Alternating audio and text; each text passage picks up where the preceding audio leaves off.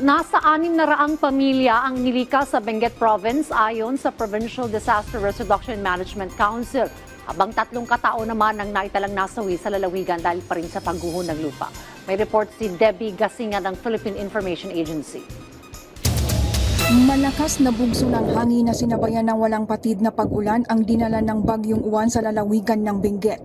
Sa huling tala ng Provincial Disaster Risk Reduction and Management Council, mahigit 600 na pamilya ang inilikas sa buong lalawigan na nahatira naman ng kaukulang tulong. Sa kasawiang palad, 3 katao ang naitalang nasawi sa lalawigan dahil pa rin sa pagguho ng lupa. Nakamadi adati casualty tayo. Adati talo nga casualty, kita nyo lang doon nag-details na mai-report nga na siya.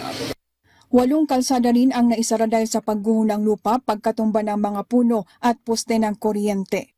Awan pa lang muna itiruwat, amo tayo nga ako dito, paikat pa lang, to be safe, karkaroon na kita na farming industry.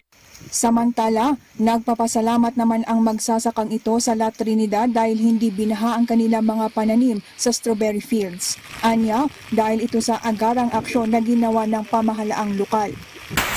Dito sa Swam, tagal yun ma-flood. Pero ngayon, wala na, mabilis na. Sa ngayon ay nararanasan pa rin ang masungit na panahon dito dulot ng bagyo. Mula rito sa Benguet para sa Integrated State Media, Debbie Gasinga ng Philippine Information Agency.